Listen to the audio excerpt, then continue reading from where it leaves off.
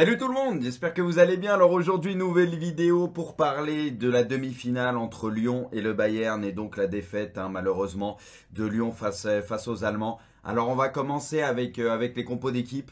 Donc au niveau du Bayern, c'est exactement la même qu'on avait retrouvée face au Barça. Donc pas de changement à ce niveau-là au niveau du 11, etc.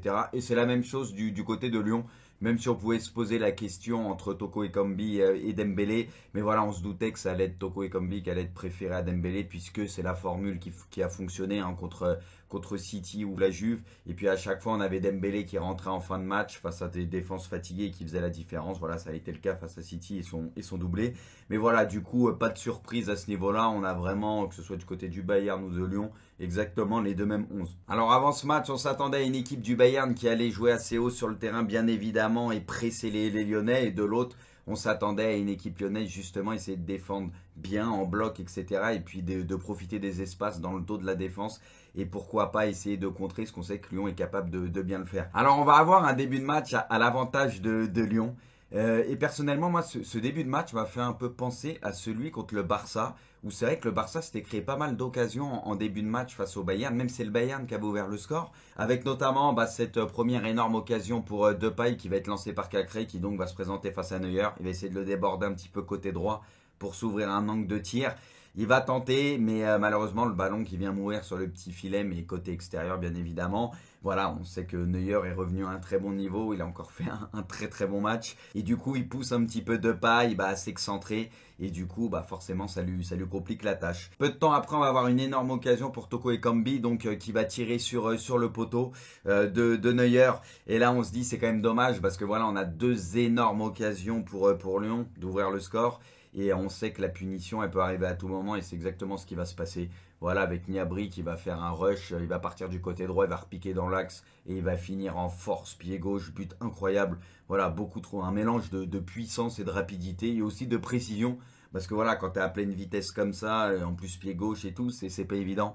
Et donc il va trouver la lucarne, but assez incroyable de Gnabry. Suite à ce but, on va donc avoir une domination bavaroise et on va être tout proche du deuxième but et du doublé notamment de Gnabry. Voilà, il va y avoir une erreur de Marsal, un mauvais dégagement qui va profiter à Gnabry qui donc va tirer pied gauche, mais bel arrêt d'Anthony Lopez qui arrive à détourner ce ballon. Et puis ensuite, malheureusement, il va y avoir ce deuxième but du Bayern avec un centre de Perisic pour Lewandowski qui va se trouver un petit peu.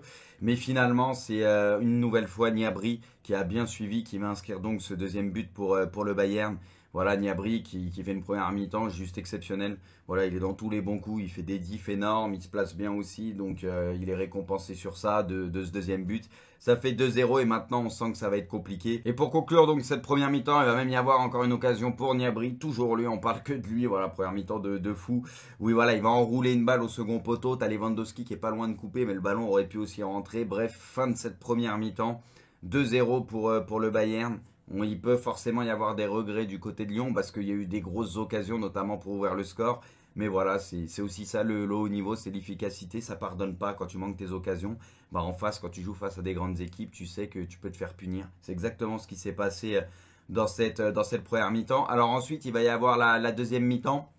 Là, on se dit du coup, forcément 2-0 pour le Bayern, ça va être dur d'aller les chercher. Et d'un autre côté, on se dit, allez, pourquoi pas, même si ça semble très compliqué, vu qu'il y a quand même eu des opportunités et des grosses occasions pour Lyon.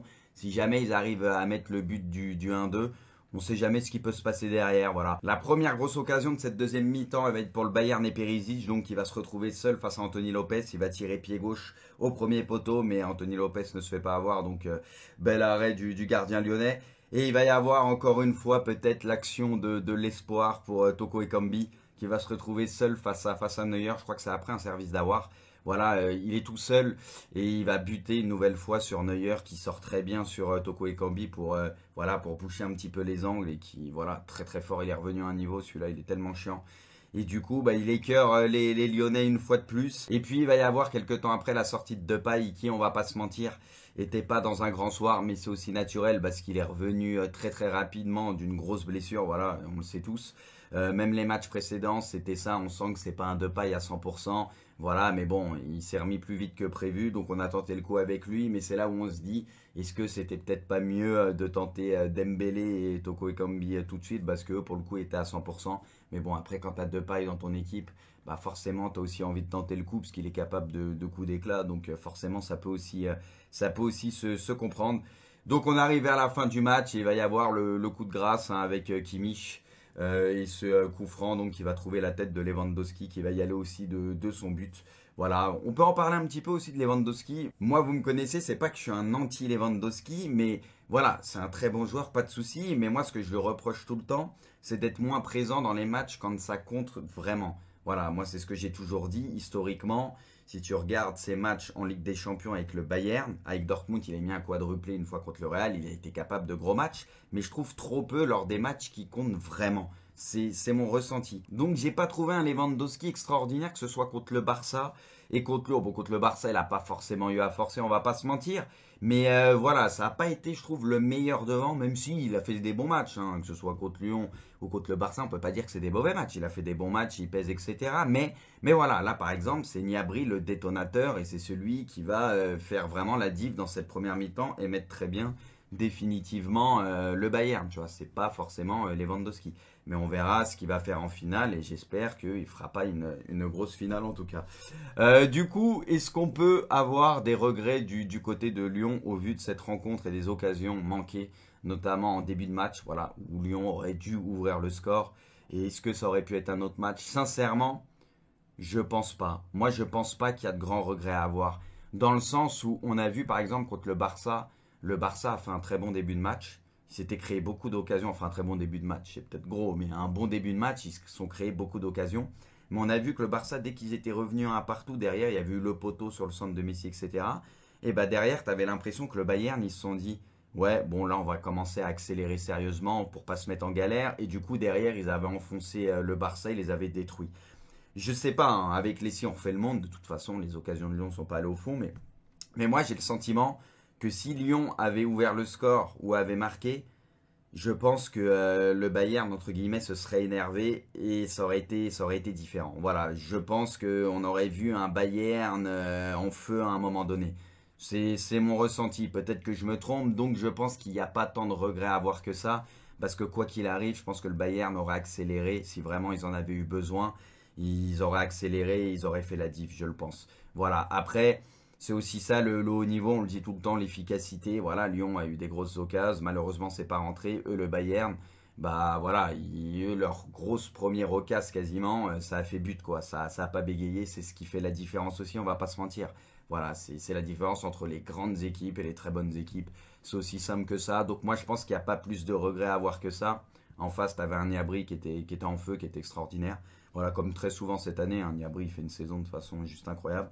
T'as eu Neuer aussi que j'ai trouvé fou. Bah, de toute façon, ça fait un petit moment qu'on en parle. C'est vrai qu'il y a quelques années, il a eu une période où c'était plus dur. Là, ça fait déjà quelques temps où il est revenu à son meilleur niveau.